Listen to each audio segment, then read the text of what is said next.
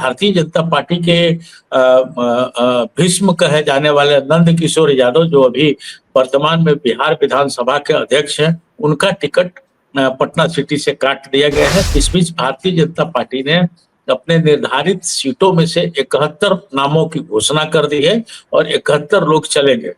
Karakat seat को लेकर के भारतीय जनता पार्टी विवाद में है और जदयू के साथ उसका टसल, तो इधर भी टसल है अजय जी, तो टसल उधर भी है। नमस्कार, मैं अजय वर्मा और आप देख रहे हैं न्यूज नशर। हम आपको फिर लिए चलते हैं बिहार, जहां पर के चुनाव का जो माहौल है वो जोर पकड़ चुका है। चारों तरफ से ट्वीट्स, शेर व शायरी और तरह तरह की चीजें सोशल मीडिया पे नेताओं द्वारा डाली जा रही है। एनडीए में तो गठबंधन, एनडीए का जो गठबंधन है उसमें सीट शेयरिंग तो ऑलमोस्ट हो ही गया है। 101, 110, 110, 29 और 6-6, यही है ना शायद। और बिल्कुल सर। पर क्या है कि इंडिया अलायंस, जिसको महागठबंधन कहते हैं, कांग्रेस आरजेडी वाले लेफ्ट की पार्टियां हैं और कुछ रीजनल फोर्सेस हैं, इनमें अभी भी क्लियर नहीं हो पाया है कि कौन कितने सीट पे लड़ेगा और एक दूसरे के खिलाफ तरह तरह की चीजें लिखी जा रही हैं सोशल मीडिया पे, पोस्ट की जा रही हैं सोशल मीडिया पे नेताओं द्वारा। और ये एक जोड़ जो शुरू हुआ है ना, एक तरह से देखा जाए तो ये प्रेशर टैक्टिक्स कहा जा सकता है इसको, कि एक दूसरे पर प्रेशर बना के रखना है जब तक कि सीट पे फाइनल डिसीजन ना हो। एक पोस्ट, बड़ा मजेदार पोस्ट है जो कि आरजेडी के मनोज झा जी ने डाला है, वो मैं आपको पढ़ के सुनाता हूं।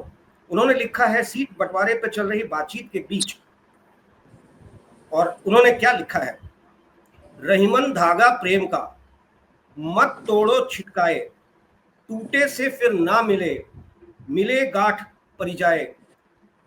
ये हर अवसर के लिए प्रासंगिक तो है ही है, खास करके इस समय। एक तरह से देखा जाए तो आरजेडी ने तरीके से बात को रखने की कोशिश की है, जिससे कि अपनी बात जो कि है कि हमें इतने सीट्स चाहिए उस पे। अब दूसरी तरफ आइए आप, मनोज झा के इस ट्वीट पे कांग्रेस की नेता रागिनी नायक ने क्या ट्वीट किया, रीट्वीट किया है। उन्होंने लिखा है, खुसरो दरिया प्रेम का, उल्टी बाकी धार, जो उतरो सो डूब गया हो, जो डूबा हो गया पार। ठगबंधन को हराने के लिए ये प्रासंगिक है, जैसा कि दिख रहा है। अब एनडीए की बात हम कर लें। एनडीए में भी ऐसा नहीं है कि बहुत सारी चीजें तरीके से चल रही हैं, भले ही गठबंधन के अंदर खुलकर लोग नहीं आ रहे हैं, पर पोस्ट्स और टिप्पणियां तरह तरह की हो रही हैं। जैसे मांझी जी, HAM ने अपने ट्वीट पे, अपने साइट पे, अपने सोशल प्लेटफॉर्म पे लिखा है, हो न्याय अगर तो आधा दो, यदि उसमें भी कोई बाधा हो तो दो, केवल 15 ग्राम, रखो अपनी धरती तमाम। महाभारत से उठाकर इन्होंने डाल दिया है। इसमें भी है कि इनको खुशी नहीं है कि इनको 6 सीट मिला है, ये और चाहते थे। जैसे कि कुशवाहा जी ने कल आपको बताया था, उनके ट्वीट को पढ़ के आपको सुनाया ही था, कुशवाहा जी ने भी ट्वीट किया है। भारतीय जनता पार्टी के लोग भी तरह तरह के ट्वीट्स और पोस्ट्स डाल रहे हैं। तो चलिए देखते हैं वहां का माहौल के बीच बिहार में स्थिति क्या है, और इसकी जानकारी हम लेते हैं अपने मित्र वरिष्ठ पत्रकार संजय समर जी से, जिनकी नजर बिहार चुनाव पे पूरी तरह से है। संजय, क्या हो रहा है? अजय जी, वहाँ पहले भी बता चुके हैं हम कि त्रिकोणीय संघर्ष होने की संभावना सबसे ज्यादा है, और अभी जो हालात पैदा हुए हैं उसमें त्रिकोणीय संघर्ष होगा। चाहे एनडीए की बात करें या महागठबंधन की बात करें, दोनों में भीतरघात की भी संभावना 100% है। जो सूचना मिल रही है कि जदयू के सांसद हैं, उन्होंने पद से इस्तीफा दे दिया है। इस्तीफा में उन्होंने लिखा है कि भाई अपने विधानसभा क्षेत्र में संसदीय प्रतिनिधि होने के कारण हमारे विधानसभा क्षेत्र में किसको टिकट देना है किसको नहीं देना है ये भी पार्टी ने हमसे नहीं पूछा। तो फिर ऐसे में बन करके रहने का क्या मतलब है। तो मंडल जी इस्तीफा दे दिए हैं। अब उनका इस्तीफा स्वीकार हुआ या अस्वीकार है अभी इस पर कुछ ठोस खुलासा नहीं हो पाया है। दूसरी तरफ देखें तो भारतीय जनता पार्टी के भीष्म कहे जाने वाले नंद किशोर यादव जो अभी वर्तमान में बिहार विधानसभा के अध्यक्ष हैं उनका टिकट पटना सिटी से काट दिया गया है। 7 बार से वो वहां विधायक चुने जा रहे थे। हालांकि उन्होंने वीडियो जारी कर कहा है कि मुझे कोई किसी प्रकार का अफसोस नहीं, नई पीढ़ी का स्वागत है और 7 बार पटना सिटी की जनता ने मुझ पर भरोसा किया तो मैं उनका शुक्रगुजार हूं।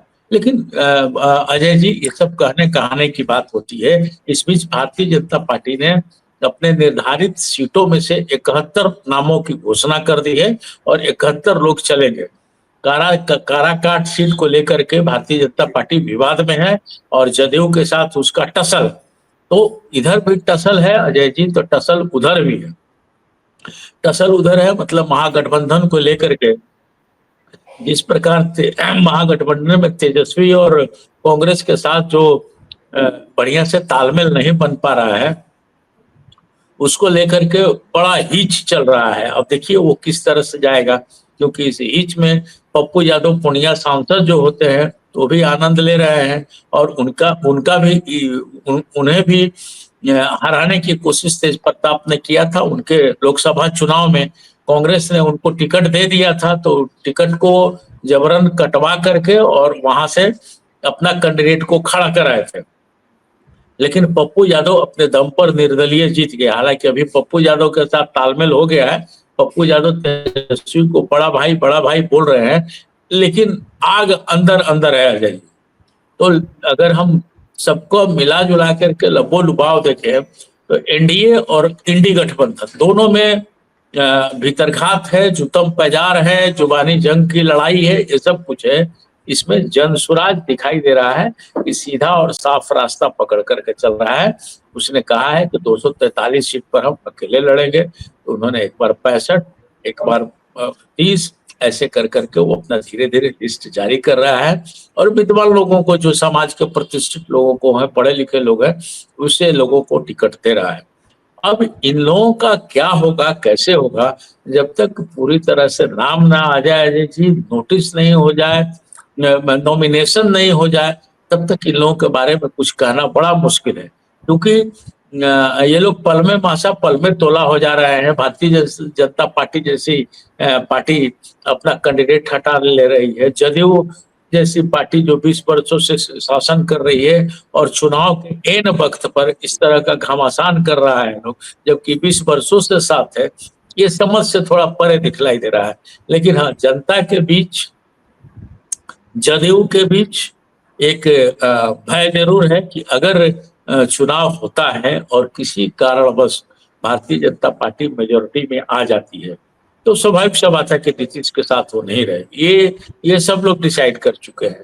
कल भी हमने बताया था कि 101 सीट पर भारतीय जनता पार्टी लड़ रही है और 29 सीट पर चिराग पासवान।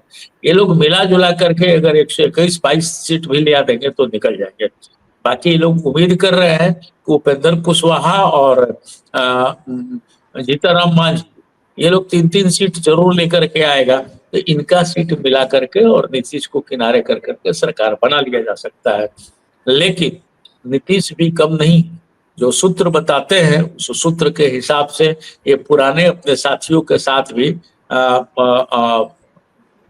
मुलाकात कर रहे हैं। मुलाकात कहें या बातें चल रही हैं और चुनाव के बाद क्या स्थितियां बनेंगी वो भी एक देखने लायक होगा और अभी से उसके बारे में भविष्यवाणी करना थोड़ा कठिन है अजय जी। लेकिन जिस तरह का आपस में लोग बयानबाजी कर रहा है, लोग चिंदी चिंदी चून करके सरकार बनाने की बात कर रही है, तो क्या जरूरत है भाई चिंदी चिंदी चून करके आप लोग काम कीजिएगा। हिसाब से काम चलता है। वो सिस्टम बिना सिस्टम का कैसे चलेगा।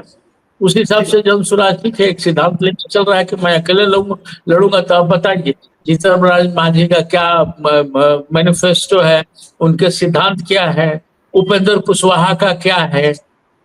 अब इधर चले आइए तो वीआईपी का क्या है, उप मुख्यमंत्री चाहिए, किस लिए चाहिए भाई, ये भी तो बताना चाहिए। ओ चिराग ये तेजस्वी को मुख्यमंत्री पद चाहिए भाई। भाई अपनी काबिलियत भी तो आप लोग देखें कि आप लोगों को क्या चाहिए। अब अजय जी जो राजनीति 2014 के बाद से बदली है, पूरे देश की बात कर रहे हैं, वो समाज सेवा देश सेवा नहीं, खुद की सेवा और स्वार्थ सेवा में तब्दील हो गई है। और उसी लाइन पर ये लोग चल रहे हैं अजय जी। ये बात कहने में कोई गुरेज नहीं है। और इन लोगों को समझना चाहिए कैसे क्या सिद्धांत हो सकता है। उपेंद्र कुशवाहा का क्या सिद्धांत है, उन्होंने जो शेरो शायरी की है उसका मतलब कि हमारे 100 जातियों के बीच हमको टिकट मिलना चाहिए था। तो सिर्फ एक जाति की बात नहीं है अजय जी, इसमें हमारे यहाँ धर्म निरपेक्ष है, सबको लेकर के आपको चलने की बात होगी। तो फिर क्या है भाई, मतलब तो ये हुआ कि इन केन प्रकरण किसी तरह से हम गति संभाल लें।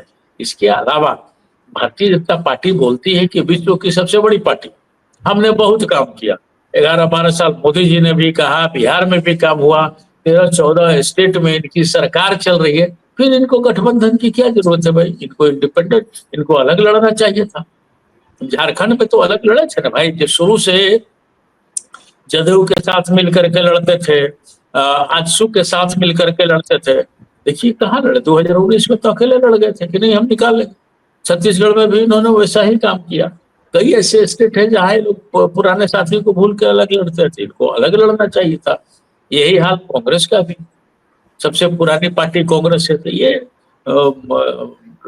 एक बार और हम आपके यहाँ बोले हैं कि ट्रैक्टर का पहिया स्कूटर का पहिया मिला करके जो सरकार चलती है, उस सरकार से लाभ कितना हो पाएगा ये वक्त बताता है और दिखाई भी देता है। चाहे कैग का रिपोर्ट में दिखाई देवे, चाहे ऐसे आम एसीबी पकड़ करके दिखला देती है कि हाँ कितना चोरी हो रहा है और कितना बेईमानी हो रहा है। तो इस बार हमें लगता है अजय जी कि जनता भी सजग है और खुली आंख से देख रही है। अब पहले वाला बात नहीं रहा है, अब जनता पहले से बनिस्बत ज्यादा पढ़ी लिखी हो गई है।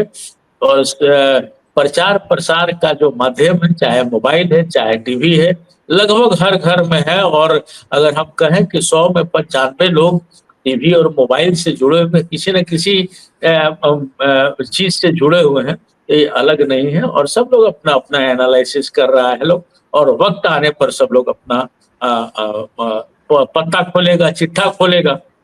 तो अब देखना है, उसमें देखने वाली बात है कि सब पार्टी अपना टिकट बांट ले, उसके बाद जीत हार का डिस्कशन हम लोग करेंगे तो ज्यादा अच्छा होगा। क्योंकि जो स्थितियां बनी है अजय जी, इसमें भीतर घात 100% होने की संभावना है। दोनों पार्टी की बात कर रहे हैं, चाहे महागठबंधन की बात हो और चाहे एनडीए की बात हो, दोनों पार्टी में भीतर घात होगा, बागी होंगे। बागी होकर के जो लोग चुनाव लड़ेंगे तो क्या स्थितियां होंगी। अब तो हाथ कंगन को आरसी किया, पढ़े लिखे को फारसी किया, अब तो बस 2-4-5 दिन का खेला है। आप देख लीजिए, अब इनका नंदकिशोर यादव का जो टिकट कटा है, तो ठीक है बात तो वो जरूर कर रहे हैं, लेकिन क्या यादव वोट को लोग घुमा के पहुंचा पाएगा भारतीय जनता पार्टी तक। नंदकिशोर यादव यादव है, उधर लालू यादव यादव है, तो नंदकिशोर यादव को देख करके यादव लोग वोट देते थे। तो वो उसका प्रभाव किधर पड़ेगा ये देखने का है। जो यादव बिदकेंगे, क्या भारतीय जनता पार्टी उनको कैच कर पाएगी, ये भी देखने का है। जो यादव इधर से बिदक कर किधर जाएंगे, तो लालू के यहाँ जाएंगे, तो क्या लालू कैच कर पाएंगे। लालू जी अगर नहीं कैच कर पाते हैं उसको, तो क्या उनके पुत्र तेज प्रताप कर पाएंगे। तो ये मिला जुला करके खिचड़ी हो गया है। और जो अभी दिखलाई दे रहा है अजय जी, उसमें लगता है कि वहाँ हंग विधानसभा की संभावना ज्यादा दिखाई दे रही है। आगे अभी इस पर कुछ ठोस बात बोलना जल्दीबाजी होगी अजय जी। आपने सही कहा, भीतरघात तो बहुत तेजी से हो रहा है। अंदर अंदर में जो नाराजगी है ना, वो जेडीयू में तो ज्यादा नाराजगी है, क्योंकि उनको 101 बीजेपी 101 जेडीयू, दोनों को एक पल्ले बराबर तोलने की कोशिश की है दिल्ली के भारतीय जनता पार्टी के नेताओं ने। 101 भी दे दिया, उस बहुत किया लगता है, क्योंकि उनको केंद्र में भी सरकार चलाना है और उसके लिए जेडीयू की जरूरत है। पर देखना यह है कि चुनाव के पहले या चुनाव के बाद, कहीं ना कहीं इनको खुलकर आना तो पड़ेगा। चुनाव के बाद तो आएंगे ही आएंगे, अगर सरकार इनकी बनती है तो, कि मुख्यमंत्री कौन होगा। उसके पहले, इलेक्शन के पहले जिस तरह का दबाव बन रहा है दोनों गठबंधनों की बात मैं करूं, खास करके अभी मैं आपको एनडीए की बात कर रहा हूं, नंदकिशोर यादव को टिकट कटना, वहां से कुशवाहाओं को खुश करने के लिए कुशवाहा कैंडिडेट देना, ये शायद भारतीय जनता पार्टी कुछ दूसरे चाल में अपने को खेलना चाह रहा है, मुझे जो लग रहा है। दूसरी तरफ देखिए, आपने जो बात करी प्रशांत किशोर जी का, जन स्वराज की बात की, सुनने में आया है कि प्रशांत किशोर खुद भी लड़ रहे हैं। आप बेहतर बता पाएंगे क्या वो लड़ेंगे नहीं लड़ेंगे, क्योंकि उनका एक ट्वीट देखा मैंने, उसमें उन्होंने कहा है कि अगर मैं राघोपुर से हमारा कैंडिडेट लड़ता है तो आरजेडी में थोड़ा तो हलचल मचा है, नाम दिया नहीं गया, और अगर मैं वहां से लड़ूं तो शायद तेजस्वी का पत्ता पूरी तरह से बिहार से आउट हो जाएगा। दूसरी तरफ आरजेडी के कुछ नेता इस बात को सामने रखने की कोशिश कर रहे हैं कि पुरजोर तरीके से, इनफैक्ट, कि ये जो प्रशांत किशोर हैं वो वोट कटुआ है, और उनको खास करके भारतीय जनता पार्टी ने फाइनेंस किया है मुस्लिम वोट्स, जो बीजेपी से नाराज कैंडिडेट कहेंगे जो वोटर्स हैं उनको, कि आरजेडी की तरफ ना जाकर वो जन स्वराज की तरफ मूव कर जाए, जिससे कि भारतीय जनता पार्टी और जेडीयू को आसान हो जाए कांग्रेस और आरजेडी को ध्वस्त करने में। जी, आपका क्या कहना है इसमें? नहीं, देखिए अजय जी, क्या है, सीधी बात है कि बिहार के किसी भी प्रदेश की बात करें तो जातीय हिसाब किताब से ही इलेक्शन होता है, वोट होता है, चाहे साउथ हो, चाहे वेस्ट हो, चाहे ईस्ट हो, कहीं भी जातीय आधार पर ही ये वोट होता है। हालांकि जातीय आधार पर वोट होता है, इससे जनता को नुकसान जा रहा है, और जनता नुकसान अगर वो ईमानदार लोगों को चुने तो कम होगा। मान लीजिए कि आप झारखंड में थे, आप देखे होंगे कि डाल्टनगंज से इंदर सिंह नामधारी लड़ते थे, वो सरदार थे वहां, तो सरदार का क्या पॉपुलेशन होगा, वो तो उनकी ईमानदारी पर वोट गिरता था। विकास का काम भी उन्होंने किया है, चतरा सांसद भी रहे, वहां भी वो निर्दलीय लड़े। ठीक है, बाहर से भारतीय जनता पार्टी ने या किसी ने समर्थन दिया, वो अलग बात है। तो जात पात से ऊपर उठ करके मतदान होना चाहिए अजय जी, सबसे बड़ी बात वो है। और अगर वो मतदान जात पात से ऊपर उठ के होगा तो कैंडिडेट अच्छे मिलेंगे, पढ़े लिखे मिलेंगे, जो कि आपका काम करेंगे मतलब डेवलपमेंट का जो काम होता है, स्कूल खोलना, ये करना। अब तो बस खाली इस तरह की बयानबाजी लोग कर रहे हैं नेता लोग, ये समझ में नहीं आ रहा है। अब देखिए मंडल जी मुख्यमंत्री आवास के बाहर बैठ गए, इसका क्या हिसाब किताब है? भारतीय जनता पार्टी ने अपने कई लोगों के, वरिष्ठ लोगों का टिकट काटा है। आरा से अमरिंदर प्रताप जीतते थे, उनका टिकट काट दिया। वहीं बढ़ारा एक जगह है, अंबिका बाबू के लड़के वहां से चुनाव लड़ते हैं, राघवेंद्र प्रताप सिंह, उनको टिकट दे दिया है, जबकि वो भी 6 बार 7 बार वहां का प्रतिनिधित्व कर चुके हैं। तो अभी का माहौल इस कदर से बिगड़ा हुआ दिखलाई दे रहा है, जिसमें जनता को यह फैसला लेना चाहिए अजय जी कि वो अच्छे कैंडिडेट को वोट दें। देखिए, विधानसभा का बहुमत दल का नेता मुख्यमंत्री होता है, कोई जीते चुनेगा वो अपना उसी हिसाब से, क्या बात है। उसके बाद अगर हम पहले से घोषणा कर दें, जैसे मान लीजिए किसी की बात कह रहे हैं, पहले से घोषणा कर दे कि फलाने हमारा प्रधानमंत्री बनेगा, फलाना ही हमारा मुख्यमंत्री बनेगा, तो ऐसा तो हमारा संविधान कहता है। हमारा तो संविधान ये कहता है कि हमारे जो विधायक होंगे, हमारे जो सांसद होंगे, वो अपना नेता चुने। ठीक है, वो प्रक्रिया पूरी की जाती है, ये प्रक्रिया गुप्त होनी चाहिए, और अचानक की बात को पहले से चलते आया। लेकिन वाजपेयी जी के जमाने से ये आ रहा है, घोषणा हुआ भारतीय जनता पार्टी ने की कि हाँ भाई, हमारा प्रधानमंत्री भारतीय जनता पार्टी की अगर शासन सत्ता में आती है तो हमारा प्रधानमंत्री अटल बिहारी वाजपेयी होंगे। ठीक है, जो चीज है, लेकिन यहाँ बिहार का जस्ट उलट हिसाब किताब हो गया है। यहाँ देखिए ओवैसी भी आ रहे हैं चुनाव लड़ने के लिए, सीमांचल इलाका जो सटे हुए हैं, उधर मुसलमान बहुल इलाका है, देखिएगा उधर प्रभावित करेंगे। पिछले बार भी चुनाव लड़े थे तो 5 या 6 सीट उन्होंने ले आया था, इसमें 3-4 भाग गए थे इधर उधर, वो अलग का पाठ बनता है। तो नेता लोग को, राजनीतिक दल को और बड़ी बड़ी पार्टियों को कम से कम इस चीज का समझौता करना चाहिए गारंटी देनी चाहिए कि हाँ भाई हम काम, अब क्षेत्रीय दल से मिलकर के आप सरकार बना लिए तो क्या होगा भाई। क्षेत्रीय दल जो है एक निर्दलीय विधायक की भूमिका, निर्दलीय सांसद की भूमिका में रहती है, क्योंकि उसकी चाह सिर्फ अपना क्षेत्र है, इससे ज्यादा है नहीं। राष्ट्रीय दल पूरा देश देखता है, देश की जिम्मेवारी रहती है, देश के लिए सोचता है, देश के लिए करता है। तो इन लोगों को इस तरह का गठबंधन व्यक्तिगत रूप से मैं बताऊं तो नहीं करना चाहिए। क्या फर्क पड़ेगा भाई, क्या फर्क पड़ेगा। अगर आपने काम किया है, 12 साल वहां काम किया है, 20 साल यहाँ काम किया है, तो क्या आप अकेले चुनाव नहीं लड़ सकते। इतना थुकम फंजे से 20 साल से अगर आपने विकास किया है, तो फिर किसी को सहलाने सोहराने की क्या जरूरत है। अब ये चिराग पासवान बार्गेनिंग कर लिए 29 सीट का, क्या करेंगे भाई। पिछली बार बार्गेनिंग कर करके भारतीय जनता पार्टी के कारण इनके 5 सांसद आ गए। अपना क्या है, अपना भी तो बताएंगे ना भाई कि हमने अपना क्या किया। जनता को सोचना चाहिए इन सब विषयों पर कि इससे हमको क्या मुनाफा है, देश को क्या मुनाफा है, राष्ट्र को क्या मुनाफा है, हमारे बच्चों को क्या मुनाफा है, हम कहाँ जा रहे हैं। अब कई बार आप देखे होंगे कि मुफ्तखोरी जो बढ़ी हुई है अजय जी, इसको विरोध करना पड़ेगा जनता को। 4 लाख कुछ रुपया, आप भी कर्जदार हैं, भी कर्जदार है, इस कर्जे में मुफ्त का आइटम क्यों दिया जाए भाई। तो ये सब चीजें हैं। हालांकि संजय जी, आपको भी ये मैंने जो पूछा था ना पीके के बारे में, प्रशांत किशोर, क्या राघोपुर से वो लड़ेंगे खुद इस चुनाव में, वो कूदेंगे, या सिर्फ एक किंग मेकर के रूप में कोशिश में रहेंगे अपने कैंडिडेट्स को जिताने के लिए, कैंपेनिंग करने के लिए, क्योंकि मेन अजय कैंपेनर तो जी, वही है पार्टी के। अजय अजय जी साफ जान जाइए कि 90% उम्मीद है कि राघोपुर से ही प्रशांत किशोर चुनाव लड़ेंगे। इस बात को एकदम क्लियर समझ लीजिए, इसमें कहीं से की कोई विपट नहीं है, क्योंकि इतना मेहनत कर रहे हैं और इतना पैसा लगा रहे हैं। लोग जानना चाहते थे ना भाई कि हाँ भाई ये पैसे कहाँ से।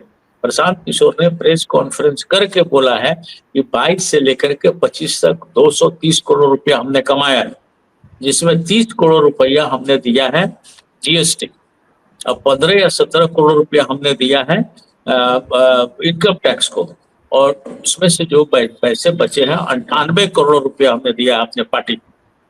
और ये सच है, चिल्ला के बोल रहे हैं मतलब कि सच है, प्रेस कॉन्फ्रेंस करके बोल रहे हैं मतलब सच है बात। इसके अलावा जितने उनके कैंडिडेट हैं, बनने वाले कैंडिडेट जो थे, उसमें 10,000 से ज्यादा आवेदन आया था अजय जी।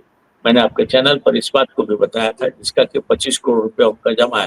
हालांकि वहां भी रिपोर्ट कुछ लोग कर रहे हैं, जिनको टिकट नहीं मिला है वो तरह तरह का आरोप भी लगा रहे हैं कि भाई हमसे 2 करोड़ रुपया लिया गया, हमने 50 लाख का सामान खरीद लिया। जो सोशल मीडिया पर जो बातें आ रही है उसकी बात हम कर रहे हैं, ये चीज हो रहा है। और अजय जी आपने जो बातें कही मुस्लिम वोट के लिए या फिर आगे बिहार के लिए, तो आज भी चाहे जो कुछ हो जाए, जैसे भी हो जाए, लेकिन वहां सवर्णों का वर्चस्व, सवर्ण जो चाहते हैं वो कर लेते हैं, करवा लेते हैं, चाहे जैसे हो।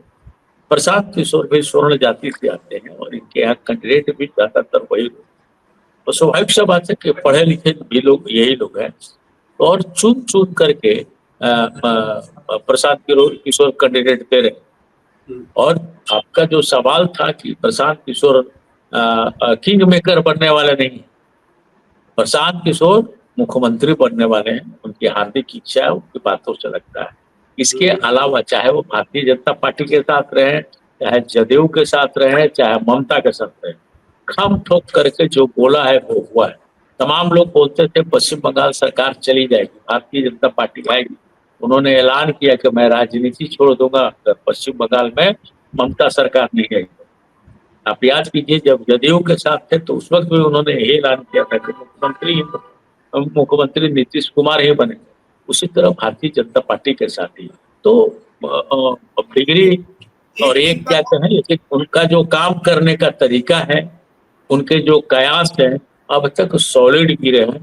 तो अब आप देखिए, क्योंकि वो बड़ी बात नहीं कह रहे हैं, वो कह रहे हैं अगर 500 सीट आए तो हम अपने विधायकों को फ्री कर देंगे, मेजोरिटी से कम आए तो हम सरकार नहीं बनाएंगे।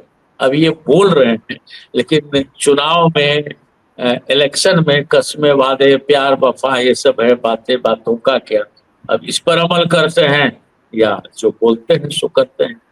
क्योंकि जो अच्छा, पार्टी चल जन स्वराज के बारे में भी को लेते हुए मैं ये आपसे पूछना चाहता हूँ कि ये क्या कितना मतलब कितना उचित है, जो मेरा सवाल है वो कितना उचित है।